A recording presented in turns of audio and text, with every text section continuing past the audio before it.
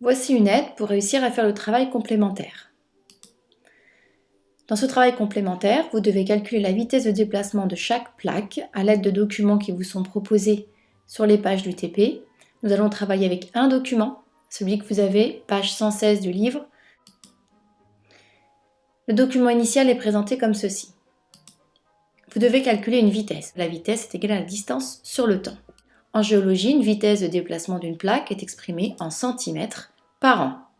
Seulement les unités relevées ne correspondent ni à des centimètres ni à des années. Elles sont données en kilomètres et elles sont données en millions d'années. Voici les conversions en écriture scientifique.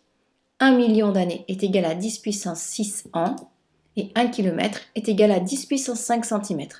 Nous raisonnerons avec ces conversions. La première étape est de repérer l'axe de la dorsale sur les trois documents. Celui-ci est une vue de dessus. L'axe de la dorsale va donc passer au milieu de cette prise de vue avec la sortie de basalte à ce niveau qui va s'épancher à droite et à gauche. Le deuxième document permet de placer l'axe de la dorsale dans ce sens. Ce document correspondrait à une vue de face.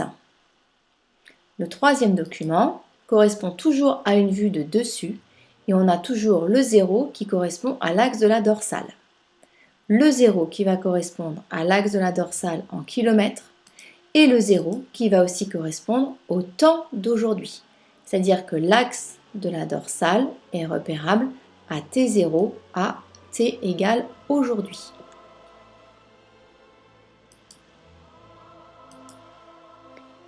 Il faut maintenant repérer les deux plaques. Si, comme le veut l'hypothèse, le basalte sort à l'axe de la dorsale, on va avoir expansion d'une première plaque de ce côté et expansion d'une deuxième plaque de l'autre côté. Ce qui nous donne la première plaque 1, la deuxième plaque 2. Revenons à notre idée, notre calcul de départ, V égale D sur T.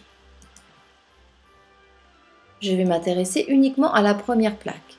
Il faut que je reporte ces données sur les deux autres graphiques. La plaque 1 correspondra donc à la partie de ce schéma où le basalte sera sorti. Si je prends une distance T à 38 km ici, par projection sur l'autre document, cela va me donner un âge de 2 millions d'années. Cela veut dire que si je parcours une distance de 38 km ici, le basalte que je trouve à ce point précis a 2 millions d'années. Je vais pouvoir utiliser mes équivalences scientifiques. Je n'oublie pas de marquer d'abord le calcul littéral, ensuite le calcul numérique pour donner mon résultat avec les unités. Étape suivante, on doit en déduire la vitesse d'ouverture de la dorsale. Une dorsale fait sortir du basalte d'un côté et de l'autre côté.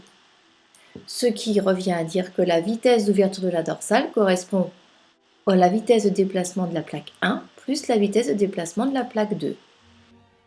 Le basalte sort de chaque côté de la dorsale. La vitesse d'ouverture de la dorsale correspond donc à la vitesse de déplacement de la plaque P1 plus la vitesse de déplacement de la plaque P2. D'où l'expression littérale de ma vitesse, V expansion égale vitesse de P1 calculée précédemment multipliée par 2.